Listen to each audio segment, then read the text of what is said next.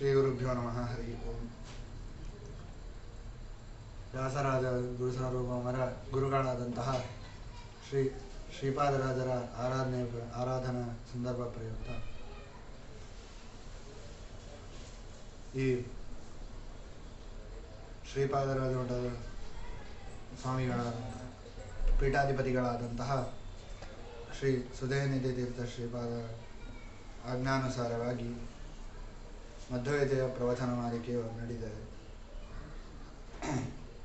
ಆ ಮಧ್ವವಿದ್ಯೆಯಲ್ಲಿ ಈಗ 5ನೇ ಸರ್ಗದ ಕಥಾ ಭಾಗವನ್ನು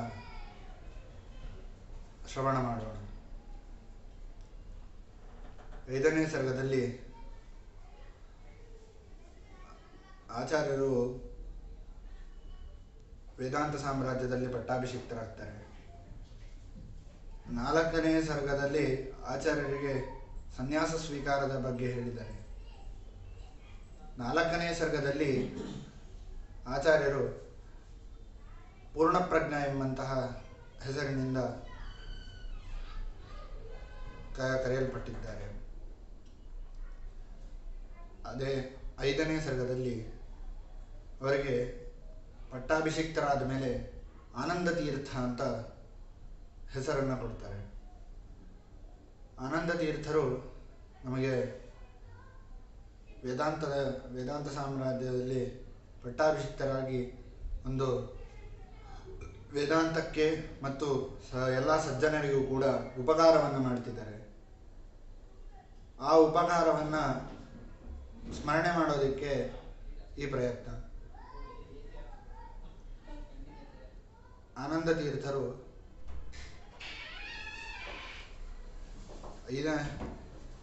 ವೇದಾಂತ ಸಾಮ್ರಾಜ್ಯದಲ್ಲಿ ಪಟ್ಟಾಭಿಷಿಕ್ತರಾದ ಮೇಲೆ ಅಚ್ಯುತ ಪ್ರೇಕ್ಷಾಚಾರ್ಯರ ಒಬ್ಬ ಸ್ನೇಹಿತರಾದಂಥ ಯತಿಗಳು, ಅವರ ಶಿಷ್ಯರು ತರ್ಕದಲ್ಲಿ ತುಂಬ ಪಾಂಡಿತ್ಯವನ್ನು ಪಡೆದವರು.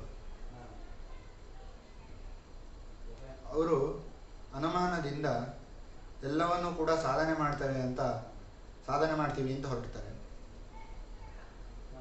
ಆಗ ಈ ಎಲ್ಲ ಭೇದ ಮತ್ತು ಎಲ್ಲ ವಿಧವಾದಂತಹ ಪದಾರ್ಥಗಳನ್ನು ಮತ್ತು ಜೀವೇಶ್ವರ ಭೇದ ಏನು ಬೇಕಾದರೂ ಕೂಡ ಅನುಮಾನದಿಂದ ಸಾಧನೆ ಮಾಡ್ತೀವಿ ಎನ್ನುವಂತಹ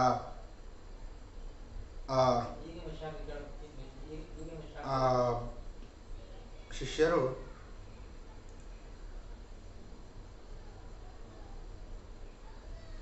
ಮುಂದೆ ಎಲ್ಲ ಯತಿಗಳು, ಅವರು ಆನಂದ ತೀರ್ಥರು ಮತ್ತು ಬೇರೆ ಬೇರೆ ಆಚಾರ್ಯರು ಎಲ್ಲರೂ ಕೂಡಿ ಒಂದು ಸಭೆಯನ್ನು ಮಾಡ್ತಾರೆ. ಅದರೊಳಗೆ ಆಚಾರ್ಯರು ಸಭೆಯಲ್ಲಿ ಆ ಎಲ್ಲ ಬೇರೆ ದುರ್ವಾದಿಗಳನ್ನು ಖಂಡನೆ ಮಾಡ್ತಾರೆ. ಬೇರೆ ಬೇರೆ ದುರ್ವಾದಿಗಳನ್ನೆಲ್ಲ ಖಂಡಿಸಿ ಸ್ವಮತ ಸ್ಥಾಪನೆಯನ್ನು ಮಾಡ್ತಾರೆ. ಅವರಿಗೆ ಹನುಮಾನ ತೀರ್ಥರು ಅಂತ ಅವರಿಗೆ ಹೆಸರು ಬರುತ್ತೆ. ಹನುಮಾನ ತೀರ್ಥರು ಅಂತ ಎಲ್ಲ ಕಡೆಯಲ್ಲೂ ಕೂಡ ಪ್ರಸಿದ್ಧಿಯಾಗಿ ಆ ಪ್ರಸಿದ್ಧಿಯಿಂದ ಅವರು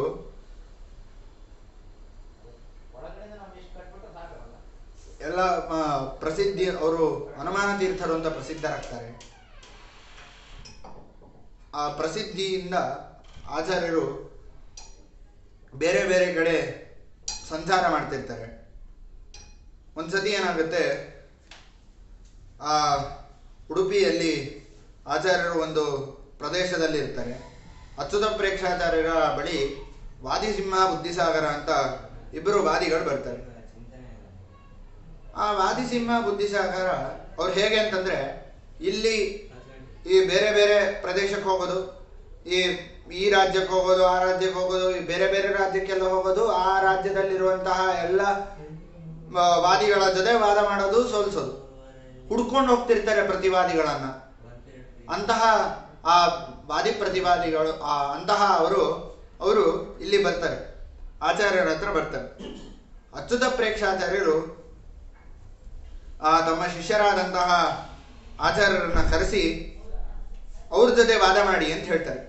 ಅದಕ್ಕೆ ಆ ವಾದಿಸಿಂಹ ಬುದ್ಧಿಸಾಗರ ಇಬ್ಬರು ಕೂಡ ಒಪ್ಕೊಂತಾರೆ.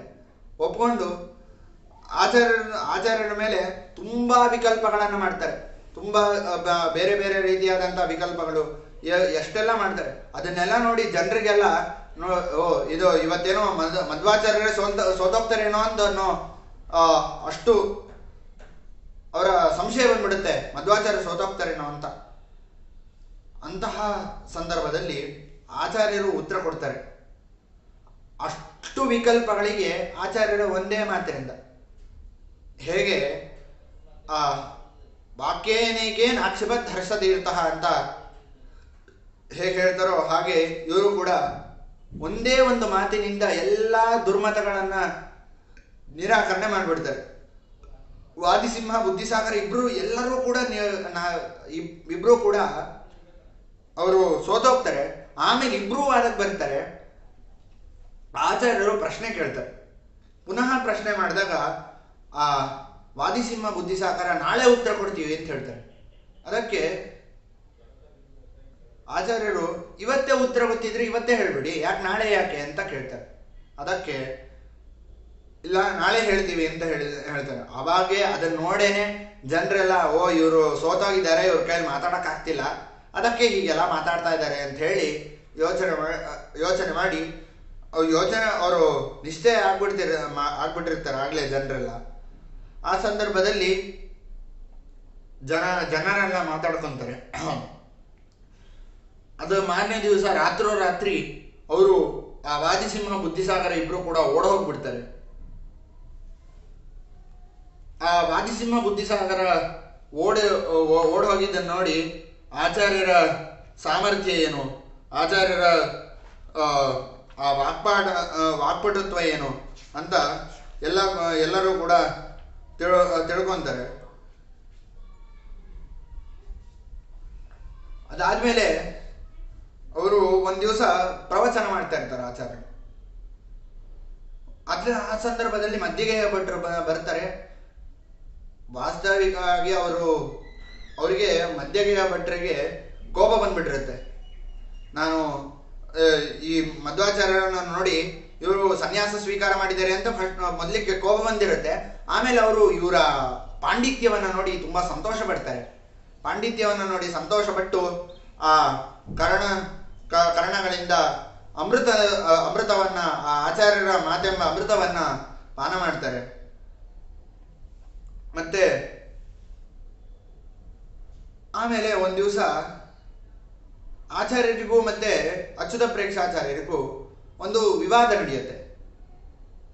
ಆಚಾರ್ಯರು ಅಚ್ಯುತ ಪ್ರೇಕ್ಷಾಚಾರ್ಯರು ಇಬ್ರು ಕೂಡ ಮೇಲೆ ಏನೋ ವಿವಾದದಲ್ಲಿ ಸುಮ್ಮನೆ ಮಾತಾಡ್ತಾ ಇರ್ತಾರೆ. ಆಗ ಆಚಾರ್ಯರು ಈ ಬೇರೆ ಬೇರೆ ಭಾಷ್ಯಗಳನ್ನೆಲ್ಲ ಖಂಡನೆ ಮಾಡಿಬಿಡ್ತಾರೆ. ಅದಕ್ಕೆ ಹಾಗೆ ನಿಂಗೆ ಎಲ್ಲ ಗೊತ್ತಿದ್ರೆ ನೀನೇ ಒಂದು ಭಾಷ್ಯ ರಚನೆ ಮಾಡು ಅಂತ ಆ ದೊಡ್ಡ ಧ್ವನಿಯಲ್ಲಿ ಹೇಳ್ತಾರೆ ಅಚ್ಯುತ ಪ್ರೇಕ್ಷಾಚಾರ್ಯರು. ಆ ದೊಡ್ಡ ಧ್ವನಿಯನ್ನು ಬಿಟ್ಟು ಅವರ ಅಭಿಪ್ರಾಯವನ್ನು ಮಾತ್ರ ಆಚಾರ್ಯರು ತಗೊಂತಾರೆ. ಇದು ಸಜ್ಜನರ ಲಕ್ಷಣ. ಸಜ್ಜನರು ಏನ್ ಮಾಡ್ತಾರೆ ಅಂತಂದ್ರೆ, ಹೇಗೆ ಹಂಸ ಒಂದು ಹಾಲಲ್ಲಿರುವಂತಹ ನೀರಿನಂಶ ಬಿಟ್ಟು ನಿಸ್ಸಾರವಾದಂತಹ ನೀರಿನಂಶ ಬಿಟ್ಟು ಸಾರವಾದಂತಹ ಹಾಲಿನಂಶವನ್ನು ಹೇಗೆ ತಗೊಂತಾರೋ ಹಾಗೆ ಆಚಾರ್ಯರು ಕೂಡ ಆ ನಿಸ್ಸಾರವಾದಂತಹ ಕೋಪವನ್ನ ಬಿಟ್ಟು ಸಾರವಾದಂತಹ ಆ ಭಾಷ್ಯ ರಚನಾ ಅನುಜ್ಞೆಯನ್ನ ಮಾತ್ರ ಗ್ರಹಿಸಿ ಆಚಾರ್ಯರು ಅನುಜ್ಞೆಯಿಂದ ಮತ್ತೆ ಹಾಗೆ ಜ್ಯೇಷ್ಠಯತಿಗಳು ಅಂತಿರ್ತಾರೆ. ಆ ಜ್ಯೇಷ್ಠಯತಿಗಳ ಪ್ರಾರ್ಥನೆಯ ಮೇರೆಗೆ ಸೂತ್ರದ ವ್ಯಾಖ್ಯಾನವನ್ನ ಮಾಡಕ್ ಹೊರಡ್ತಾರೆ. ಅದಾದ್ಮೇಲೆ ಸೂತ್ರ ವ್ಯಾಖ್ಯಾನದ ಅವರು ದಕ್ಷಿಣದ ಕಡೆಗೆ ಪ್ರಯಾಣವನ್ನ ಬೆಳೆಸ್ತಾರೆ. ದಕ್ಷಿಣದ ಕಡೆಗೆ ಪ್ರಯಾಣ ಬೆಳೆಸಿದಾಗ ಅಲ್ಲಿ ಒಬ್ಬ ದೊಡ್ಡ ಶ್ರೀಮಂತ, ಅವನು ಆಚಾರ್ಯರಿಗೆ ಭೋಜನ ಮಾಡಿಸ್ಬೇಕು, ಭಿಕ್ಷೆ ಮಾಡಿಸ್ಬೇಕು ಅಂತ ಹೇಳಿ ಅವರ ಮನೆಗೆ ಕರೀತಾನೆ. ಕರೆದು ಚೆನ್ನಾಗಿ ಸಮೃದ್ಧವಾಗಿ ಅವನು ಭಿಕ್ಷೆ ಮಾಡಿಸ್ತಾನೆ. ಅದಾದ್ಮೇಲೆ ಆಚಾರ್ಯರನ್ನ ಪರೀಕ್ಷೆ ಮಾಡಬೇಕು ಅಂತ ಬುದ್ಧಿ ಬರುತ್ತೆ ಅವನಿಗೆ. ಆಚಾರ್ಯರನ್ನ ಪರೀಕ್ಷೆ ಮಾಡಬೇಕು ಅನ್ನೋ ಬುದ್ಧಿಯಿಂದ ಆಚಾರ್ಯರಿಗೆ ಈ 200 ಬಾಳೆಹಣ್ಣುಗಳನ್ನು ಕೊಡ್ತಾನೆ. ಆಚಾರ್ಯರು ಅದೆಲ್ಲವನ್ನೂ ಕೂಡ ಸ್ವೀಕಾರ ಮಾಡ್ತಾರೆ. ಆ 200 ಬಾಳೆಹಣ್ಣುಗಳನ್ನು ಕೂಡ ಸ್ವೀಕಾರ ಮಾಡಿ ಯಾವುದೇ ರೀತಿಯಾದಂತಹ ಸಮಸ್ಯೆ ಇಲ್ಲದೆ ಬೇರೆ ಒಬ್ಬ ಮನುಷ್ಯ ಒಂದು ಊಟ ಆದಮೇಲೆ ಒಂದು ಲೋಟ ಹಾಲು ಕುಡಿಯೋಕ್ಕೂ ಕೂಡ ಕಷ್ಟಪಡ್ತಾನೆ. ಅಂತಹ ಸಂದರ್ಭದಲ್ಲಿ ಆ ಆಚಾರ್ಯರು 200 ಬಾಳೆಹಣ್ಣುಗಳನ್ನು ಸ್ವೀಕಾರ ಮಾಡ್ತಾರೆ. ಅದು ಆಚಾರ್ಯರ ವಿಶೇಷವಾದಂತಹ ಸಾಮರ್ಥ್ಯ. ಈ ಆಚಾರ್ಯರ ಈ ಚರಿತ್ರೆ ಸ್ಮರಣೆ ಮಾಡಿದ್ರೆ ನಮಗೆ ಈ ಅಜೀರ್ಣ ಮೊದಲಾದಂತಹ ಸಮಸ್ಯೆಗಳಿದ್ರೆ ಅದೆಲ್ಲ ಹೋಗ್ಬಿಡುತ್ತೆ. ಅಂತಹ ಆ ಆಚಾರ್ಯರ ಸ್ಮರಣೆಯಿಂದ ಆಚಾರ್ಯರು ಆ 200 ಬಾಳೆಹಣ್ಣುಗಳನ್ನು ಅವರು ಸ್ವೀಕಾರ ಮಾಡ್ತಾರೆ. ಅದಾದ್ಮೇಲೆ ಅಚ್ಯುತ ಪ್ರೇಕ್ಷಾಚಾರ್ಯರನ್ನು ನೋಡಿ ತುಂಬ ಆಶ್ಚರ್ಯ ಆಗುತ್ತೆ. ಏನಿದು, ಇವರು ಈಗ ತಾನೇ ಭಿಕ್ಷೆ ಸ್ವೀಕಾರ ಮಾಡಿದ್ದಾರೆ, ಈಗ 200 ಬಾಳೆಹಣ್ಣನ್ನ ತಗೊಂಡ್ರು ಕೂಡ ತನೂದರೇ ನಾಸ್ತಿ ಗರಿಷ್ಠದ ಕಥಂ, ಈ ಹೊಟ್ಟೆ ನಿಮಗೆ ಹೇಗೆ ಇನ್ನೂ ಕೂಡ ಹಾಗೆ ತೆಳ್ಳಗಿರುವಂತಹ ಹೊಟ್ಟೆ ಇದೆ, ಹಾಗೆ ನಿಮ್ಮ ಲಕ್ಷಣಗಳು ಯಾವುದೂ ಕೂಡ ಏನೂ ಹೋಗಿಲ್ವಲ್ಲ, ಹೇಗೆ ನೀವು ಅಂತ ನಿಮ್ಮ ಸಾಮರ್ಥ್ಯ ಏನು ಅಂತ ಆಶ್ಚರ್ಯದಿಂದ ಕೇಳಿದಾಗ ಆಗ ಅಚ್ಯುತ ಪ್ರೇಕ್ಷಾಚಾರ್ಯರು ಹೇಳ್ತಾರೆ, ಅವಾಗ ಆಚಾರ್ಯರು ಹೇಳ್ತಾರೆ, ಈ ಉದರದಲ್ಲಿ ಬೇರೆಯೊಬ್ಬರಿಗೆ ತುಂಬ ಕಡಿಮೆ ಜಠರಾಗ್ನಿ ಇರುತ್ತೆ, ಆದರೆ ನನಗೆ ಒಂದು ಹೆಬ್ಬೆಟ್ಟಷ್ಟು ದೊಡ್ಡದಾದಂತಹ ಜಠರಾಗ್ನಿ ಇದೆ. ಅಂಗುಷ್ಠ ಮಾತ್ರಂ ಜಠರೇ ಪ್ರತಿಷ್ಠಿತಂ. ಆ ಅಂಗುಷ್ಟದಷ್ಟಿರುವಂತಹ ಜಠರಾಗ್ನಿ ಇಡೀ ಪ್ರಪಂಚವನ್ನೇ ನಾಶ ಮಾಡುವಷ್ಟು ಸಾಮರ್ಥ್ಯ ಇದೆ. ಇನ್ಯಾವ ಲೆಕ್ಕ ಈ 200 ಬಾಳೆಹಣ್ಣು? ಅದರಿಂದ ಈ ಬಾಳೆಹಣ್ಣು ತಿಂದಿದ್ದೇನು ಆಶ್ಚರ್ಯ ಏನಿಲ್ಲ ಅಂತ ಆಚಾರ್ಯರು ಸಮಾಧಾನವನ್ನು ಮಾಡ್ತಾರೆ. ಅದಾದ ಮೇಲೆ ಆಚಾರ್ಯರು ಆ ದುರ್ಗಾದೇವಿಯ ಸ್ಮರಣೆಯನ್ನು ಮಾಡ್ತಾರೆ. ದುರ್ಗಾದೇವಿಯ ಪಯಸ್ವಿನಿ ನದಿ ತೀರಕ್ಕೆ ಹೋಗಿ ದುರ್ಗಾದೇವಿಯ ಸ್ಮರಣೆಯನ್ನು ಮಾಡ್ತಾರೆ.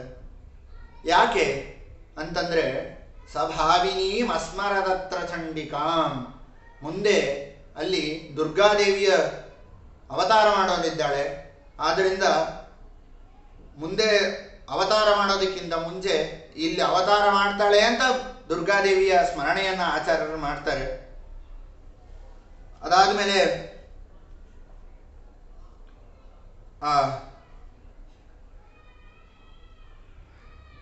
ರಾಮೇಶ್ವರದ ಹತ್ರ ಅವರು ಪ್ರಯಾಣವನ್ನು ಬೆಳೆಸ್ತಾರೆ.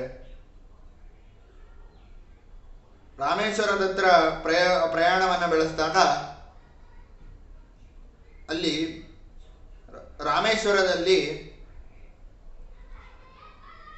ಒಬ್ಬ ಆಚಾರ್ಯರು ಅವರಲ್ಲಿ ಅಲ್ಲಿರುವಂತಹ ದೇವನಿಗೆ ನಮಸ್ಕಾರ ಮಾಡ್ತಾರೆ. ಮತ್ತೆ ವಿಷ್ಣುಮಂಗಲ ದೇವಾಲಯಕ್ಕೆ ಹೊರಡ್ತಾರೆ. ವಿಷ್ಣುಮಂಗಲದಿಂದ ತಿರುವನಂತಪುರದಿಂದ ಶ್ರೀರಂಗ, ಹೀಗೆ ಬೇರೆ ಬೇರೆ ಕ್ಷೇತ್ರಗಳಿಗೆ ಆಚಾರ್ಯರು ಪ್ರಯಾಣವನ್ನು ಬೆಳೆಸ್ತಾರೆ. ಬೇರೆ ಬೇರೆ ಕ್ಷೇತ್ರಗಳು ಅಲ್ಲಲ್ಲಿ ಬೇರೆ ಬೇರೆ ಕ್ಷೇತ್ರಗಳಲ್ಲಿ ಆಚಾರ್ಯರು ಪ್ರಯಾಣವನ್ನು ಬೆಳೆಸಿ ಅಲ್ಲಿ ಇರುವಂತಹ ಭಗವಂತನಿಗೆ ನಮಸ್ಕಾರವನ್ನು ಮಾಡ್ತಾರೆ. ಅಲ್ಲಲ್ಲಿ ಇರುವಂತಹ ಎಲ್ಲ ದೇವತೆಗಳಿಗೂ ಕೂಡ ನಮಸ್ಕಾರವನ್ನು ಮಾಡ್ತಾರೆ. ಆಚಾರ್ಯರು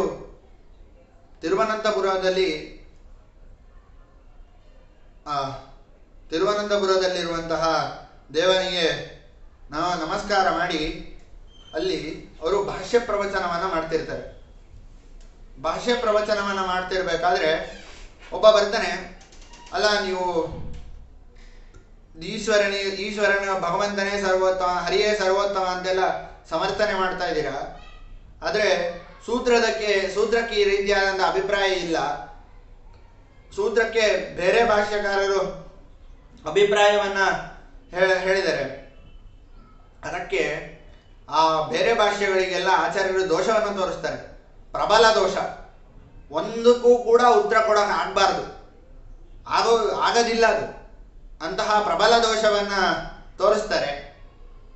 ಆ ದೋಷಗಳನ್ನೆಲ್ಲ ಪರಿಹಾರ ಮಾಡಿ ಅಂತ ಹೇಳ್ತಾನೆ. ಅದಕ್ಕೆ ಅವನು ಯಾವ ಪ್ರಶ್ನೆಗೂ ಕೂಡ ಉತ್ತರ ಕೊಡೋಕ್ಕಾಗದೆ ಸುಮ್ಮನೆ ಹೊರಟು ಬಿಡ್ತಾನೆ. ಅದಾದಮೇಲೆ ಆಚಾರ್ಯರು ಆ ಕನ್ಯಕಾ ತೀರ್ಥಕ್ಕೆ ಹೊರಡ್ತಾರೆ. ಕನ್ಯಕಾ ತೀರ್ಥದಲ್ಲಿ ಆಚಾರ್ಯರು ಸ್ನಾನವನ್ನು ಮುಗಿಸಿ ರಾಮಸೇತುವಿನ ಕಡೆ ಅವರ ಪ್ರಯಾಣವನ್ನು ಬೆಳೆಸ್ತಾರೆ. ರಾಮಸೇತುವಿನಲ್ಲಿ ಸ್ನಾನ ಮಾಡಿ ಅದಾದ ಮೇಲೆ ಶ್ರೀರಾಮನಾಥಾಯ ನಮಶ್ಚಕಾರ ಸಹ. ಆಚಾರ್ಯರು ಹೋಗಿ ಲಿಂಗಕ್ಕೆ ನಮಸ್ಕಾರ ಮಾಡಿದ್ದಲ್ಲ, ಈಶ್ವರನಿಗೆ ನಮಸ್ಕಾರ ಮಾಡಿದ್ದಲ್ಲ, ಆ ರಾಮೇಶ್ವರ ಅಂತಂದ್ರೆ ರಾಮನ ಎಂಬಂತಹ ಈಶ್ವರ ಅಂದ್ರೆ ಈಶ ಅಂದ್ರೆ ಸ್ವಾಮಿ, ರಾಮನೆಂಬಂತಹ ಸ್ವಾಮಿಗೆ ನಮಸ್ಕಾರ ಮಾಡಿದ್ದು.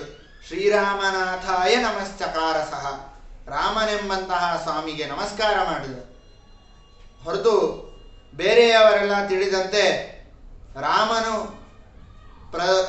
ಪ್ರತಿಷ್ಠಾಪಿಸಿರುವಂತಹ ಈಶ್ವರ ಲಿಂಗಕ್ಕೆ ನಮಸ್ಕಾರ ಮಾಡಿದ್ದಲ್ಲ. ಆದ್ರಿಂದ ನಾವೇನ್ ತಿಳ್ಕೊಬೇಕಂತಂದ್ರೆ, ನಾವು ರಾಮೇಶ್ವರಕ್ಕೆ ಹೋದ್ರೂ ಕೂಡ ಅಲ್ಲಿರುವಂತಹ ರಾಮನೆಂಬ ಸ್ವಾಮಿಗೆ ನಮಸ್ಕಾರ ಮಾಡಬೇಕು. ಶ್ರೀರಾಮನಾಥಾಯ ನಮಶ್ಚಕಾರ ಸಹ. ಅದಾದ್ಮೇಲೇನು? ತಮಾವ್ರಜಂತಂ ಯತಿವೇಷಧಾರಿಣಂ ದಂಡಂ ಪ್ರಕಾಶೇಷ ಹಸನ್ನ ಭಾಷತ. ಅದಕ್ಕೆ ಒಬ್ಬ ಬಂದು ನಾನು ನಿಮ್ಮ ದಂಡವನ್ನು ಮುರಿತೇನೆ ಅಂತ. ದಂಡವನ್ನು ಮುರಿದ್ರೆ ಅವರ ಆಶ್ರಮ ದೀಕ್ಷೆಯನ್ನ ಭಗ್ನಗೊಳಿಸಿದಂತೆ. ಆದ್ರಿಂದ ನಾನು ನಿಮ್ಮ ದಂಡವನ್ನು ಮುರಿತೇನೆ ಅಂತ ಪ್ರತಿಜ್ಞೆ ಮಾಡ್ತಾನೆ. ಈ ಕೆಟ್ಟ ಜನರು ಇರ್ತಾರಲ್ಲ, ಅವರ ಸ್ವಭಾವನೆ ಹೀಗೆ. ಯಾವುದು ಕೈಯಲ್ಲಾಗಲ್ವೋ ಅದೇ ಕೆಲಸವನ್ನೇ ಮಾಡಕ್ಕೆ ಹೋಗ್ತಾರೆ. ಈಗ ಆಚಾರ್ಯರ ಆಶ್ರಮಕ್ಕೆ ಪ್ರತೀಕವಾದಂತಹ ದಂಡವನ್ನು ಮುರಿತೀನಿ ಅಂತ ಹೊರಡ್ತಾನೆ. ಆದರೆ ಅವನನ್ನು ನೋಡಿ ಅಲ್ಲಿರುವಂತಹ ಎಲ್ಲ ಬ್ರಾಹ್ಮಣರು ಕೂಡ ನಗಕ್ಕೆ ಶುರು ಮಾಡ್ತಾರೆ. ನಕ್ಕು ನಿನ್ನ ಕೈಲಿ ಸಾಧ್ಯ ಇಲ್ಲ ಅಂತ ಹೇಳ್ತಾರೆ. ಆದ್ರಿಂದ ನಮ್ಮ ಕೈಲಿ ಯಾವುದು, ನಾವು ದೊಡ್ಡವರಿಗೆ ಅವಮಾನವನ್ನು ಮಾಡಕ್ಕೆ ಹೋದ್ರೆ ನಮಗೆ ಅವಮಾನ ಆಗತ್ತೆ ಅಂತ ಈ ಕಥೆಯಿಂದ ದೊಡ್ಡವರಿಗೇನಾದ್ರೂ ಅವಮಾನ ಮಾಡಕ್ಕೆ ಹೋದ್ರೆ ನಮಗೆ ಅದು ಪುನಃ ಅವಮಾನ ಆಗುತ್ತೆ ಅಂತ ಈ ಕಥೆಯಿಂದ ನಮಗೆ ತಿಳಿದು ಬರುತ್ತೆ.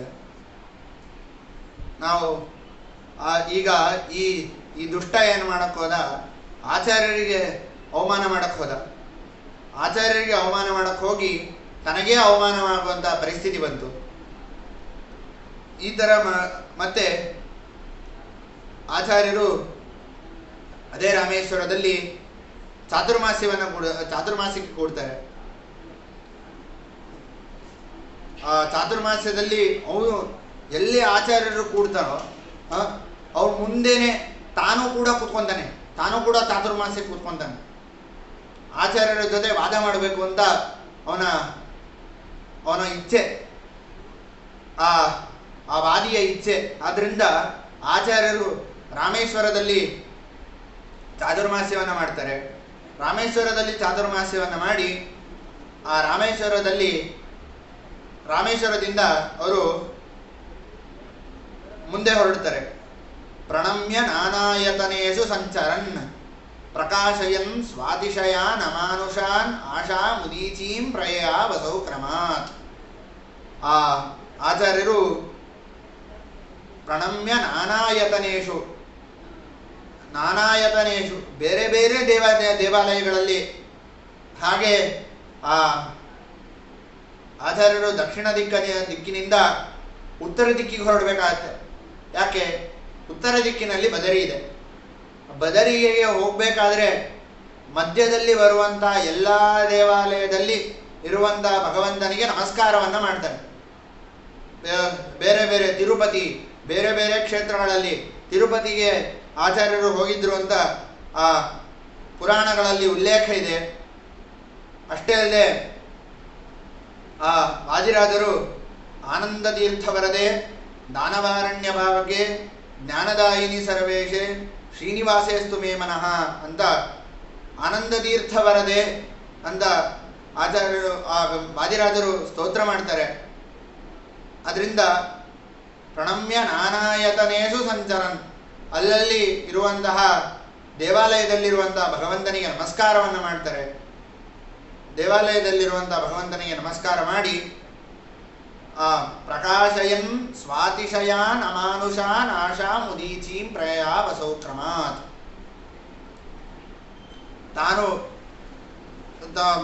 ಮನುಷ್ಯರಿಗಿಂತ ಉತ್ತಮರು, ತಾವು ಮನುಷ್ಯರಿಗಿಂತ ಉತ್ತಮರು ಅಂತ ಅಲ್ಲಲ್ಲಿ ಮಧ್ಯದಲ್ಲಿ ತೋರಿಸ್ತಾ ಅವರು ಹೊರಡ್ತಾರೆ.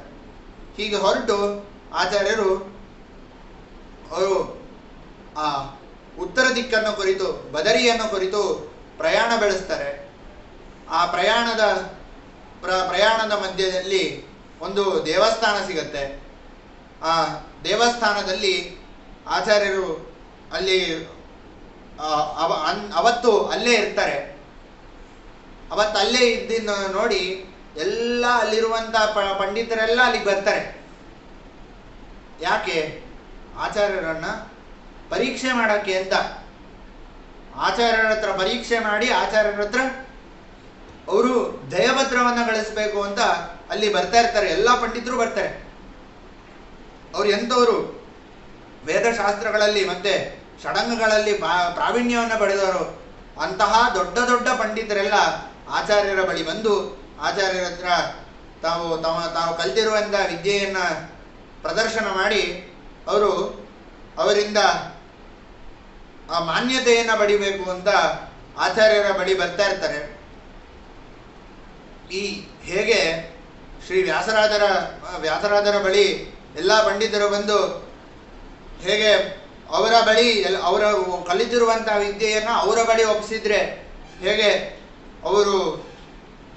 ಅವರ ವಿದ್ಯೆಯು ಸಫಲ ಅಂತ ತಿಳ್ಕೊತಾ ಇದ್ರು, ಹಾಗೆ ಆಚಾರ್ಯರ ಬಳಿಯೂ ಕೂಡ ಆಚಾರ್ಯರ ಬಳಿ ಬಂದು ಅವರ ವಿದ್ಯೆಯನ್ನು ಒಪ್ಪಿಸಿ ಅವರ ವಿದ್ಯೆಯು ಸಫಲ ಆಗತ್ತೆ ಅಂತ ಅವರು ಭಾವಿಸ್ತಾ ಇದ್ರು. ಹೀಗೆ ಆಚಾರ್ಯರು ಅವರ ಮುಂದೆ ಉತ್ತರ ದಿಕ್ಕಿನ ಕಡೆ ಪ್ರಯಾಣವನ್ನು ಬೆಳೆಸ್ತಾರೆ. ಹೀಗೆ ಈ ಸರ್ಗದಲ್ಲಿ ಈ 5ನೇ ಸರ್ಗದಲ್ಲಿ ಈ ರೀತಿ ಅವರ ಬದರಿಯ ಪ್ರಯಾಣದ ಆರಂಭವನ್ನು ತಿಳಿಸ್ತಾರೆ. ಹೀಗೆ ನಾವು ಆಚಾರ್ಯರ ಚರಿತ್ರೆಯನ್ನು ಸ್ಮರಣೆ ಮಾಡಬೇಕು. ಆಚಾರ್ಯರ ಚರಿತ್ರೆಯನ್ನು ಸ್ಮರಣೆ ಮಾಡೋದ್ರಿಂದ ನಮಗೆ ಎಲ್ಲ ರೀತಿಯಾದಂತಹ ಕಷ್ಟಗಳು ನಿವಾರಣೆ ಆಗತ್ತೆ ಮತ್ತು ಸ್ಮರಣೆ ಮಾಡೋದಕ್ಕೆ ಒಂದು ಅವಕಾಶವನ್ನು ಶ್ರೀ ಪದ್ಮನಾಭ ತೀರ್ಥ ಮೂಲ ಮಹಾಸಂಸ್ಥಾನದ ಪೀಠಾಧಿಪತಿಗಳಾದಂತಹ ಸುಧೇನಿಧಿ ತೀರ್ಥರು ನಮಗೆ ಒಂದು ಅವಕಾಶವನ್ನು ಕೊಟ್ಟಿದ್ದಾರೆ. ಅಂತಹ ಗುರುಗಳಿಗೆ ಸಾಷ್ಟಾಂಗ ಪ್ರಣಾಮಗಳನ್ನು ಸಲ್ಲಿಸ್ತಾ ಹಾಗೂ ನಮ್ಮ ಯಾರ್ಯಾರು ನಮಗೆ ಸಹಕಾರವನ್ನು ನೀಡಿದ್ದಾರೋ ಮತ್ತು ಸಹಾಯವನ್ನು ಮಾಡಿದ್ದಾರೋ ಅವರಿಗೆಲ್ಲರಿಗೂ ಕೂಡ ನನ್ನ ಕೃತಜ್ಞತೆಗಳನ್ನು ತಿಳಿಸ್ತಾ ನಾವೆಲ್ಲರೂ ಕೂಡ ಆಚಾರ್ಯರ ಅನುಗ್ರಹಕ್ಕೆ ಪಾತ್ರರಾಗೋಣ ಅಂತ ಹೇಳ್ತಾ ಶ್ರೀಕೃಷ್ಣ.